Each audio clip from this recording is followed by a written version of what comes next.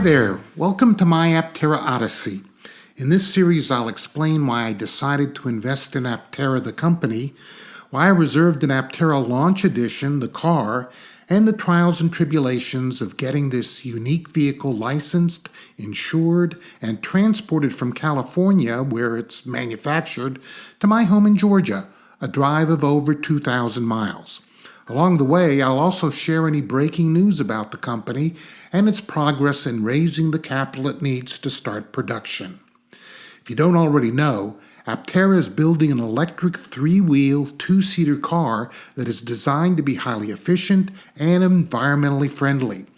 The car's teardrop-shaped body just might be one of the most aerodynamic designs ever created for a consumer vehicle, resulting in reduced drag and improved range. The car also has solar panels on its roof and hood that can generate up to 40 miles of range per day. As someone who doesn't often drive more than 40 miles per day, I might never need to plug the car in to charge. We shall see. I will share my experience with you. Aptera plans to make 3 versions of the car. The least expensive version is designed to get around 250 miles of range and will cost $25,900.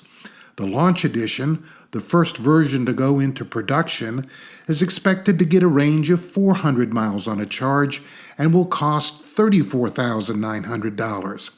And finally, the high-end version is expected to get a range of 1,000 miles at a cost of $44,900. Here are the specs of the Launch Edition. Some things to note: the Aptera is actually wider and longer than my, dare I say it, 2007 Toyota Prius, which is my everyday driver. The Prius is 67.9 inches wide versus the Aptera at 87.6 inches wide. And it's 175 inches long versus the Aptera at a length of 177 inches. In a future episode, I'll explain why this might be a slight problem for me.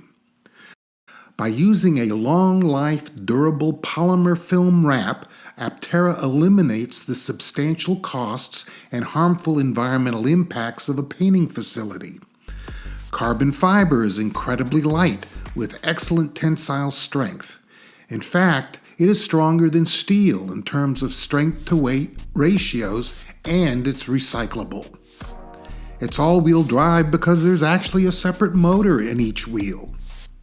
Aptera has adopted Tesla's charging interface, also known as the North American Charging Standard, or NACS, because it's more compact and efficient.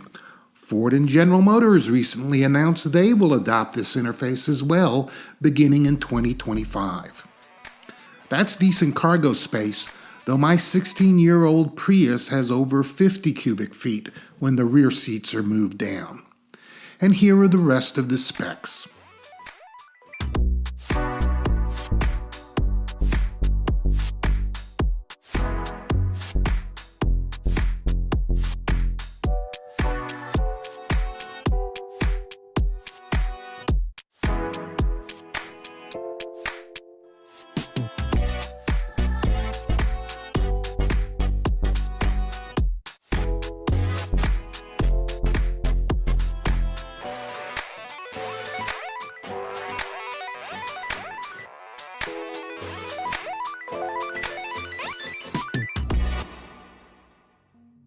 Now the big question is, when will I get my car?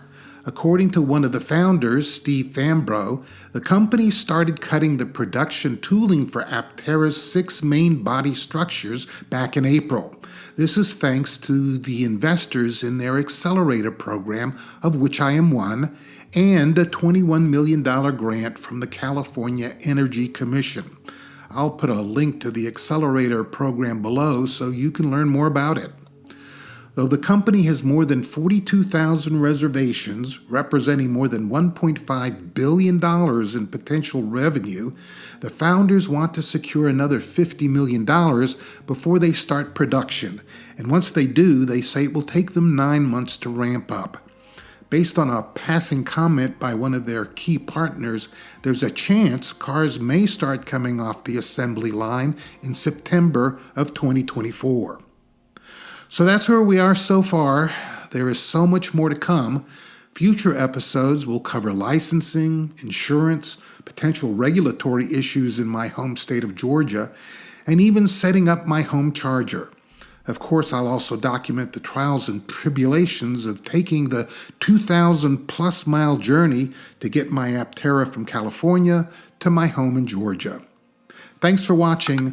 Feel free to click the subscribe button and the bell below to join me on future episodes of my Aptera Odyssey.